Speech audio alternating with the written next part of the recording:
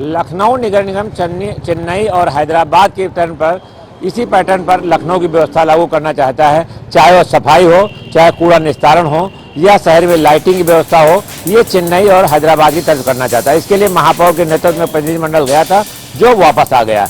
अब प्रतिनिधिमंडल वहाँ की जो स्थितियों पर विचार कर रहा है कि वहाँ की जो योजनाएं हैं उनको कैसे हम लखनऊ में लागू करें, कैसे कैसे क्रियान्वयन किया जाए, इसको लेकर के भी मंथन चल रहा है।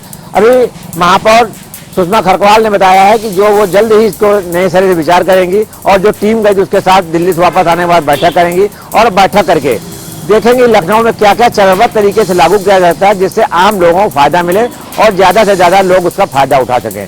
दूसरी तरफ ग्राहकर को लेकर के भी उन्होंने कहा कि जिन लोगों को ग्राहकर को लेकर शिकायतें हैं वो भी हम दूर कर रही हैं और जो है कोशिश की जाएगी कि लोग शिकायतें जल्द से जल्द निस्तारित की जाए। अब देखना यह है कि व्यवस्था कब से लागू होती है और जो है महापौर कब से जो है लोगों को राहत दे पाती हैं, ये तो समय बताएगा। लेकिन इतना जरूर है कि जो टीम गई थी वो पॉजिटिव थीम लेकर लौटी है और उसका फायदा लखनऊ वासियों को मिल सकता है। कैमरा पर्सन दियाज के साथ पीएन मिश्रा, जनता टीवी, लखनऊ।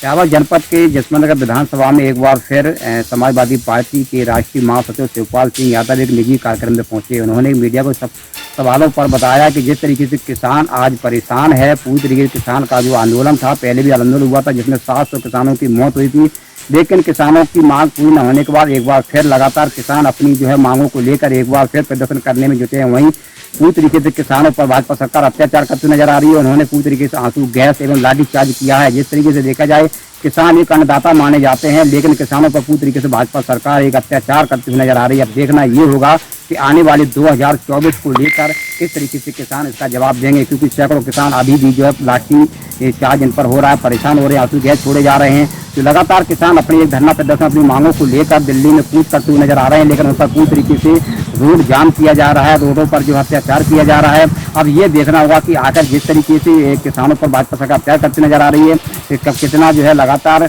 लोकसभा को जो चुनाव होगा आखिर कितना जो लाभ मिलेगा, जिसके लिए पूरी तरीके से किसान एक बार फिर आक्रोशित होते हुए नजर आ रहे हैं।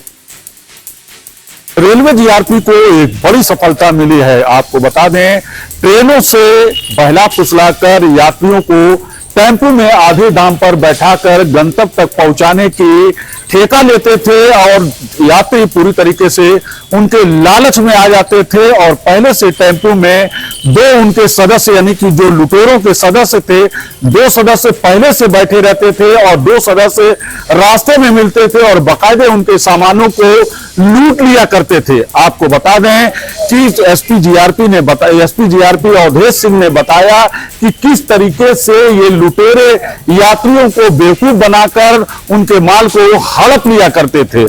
आपको बताते चलें, गिरोह के 5 सदस्यों को बाकायदे पुलिस ने यानी कि जीआरपी पुलिस ने गिरफ्तार कर लिया है। ये सभी सदस्य जो है पुलिस की गिरफ्त में है और इनसे बाकायदे पूछताछ की जा रही है। आपको बताते चलें कि रेलवे के इर्द गिर्द जो जिले हैं वहां से जो है बाकायदे उनको जो है निशाना अपना बनाकर लूट किया करते थे। लगभग 5 लाख रुपए की माल रेलवे जीआरपी ने बरामद कर लिया है और इनसे बाकायदे पूछताछ कर रही है।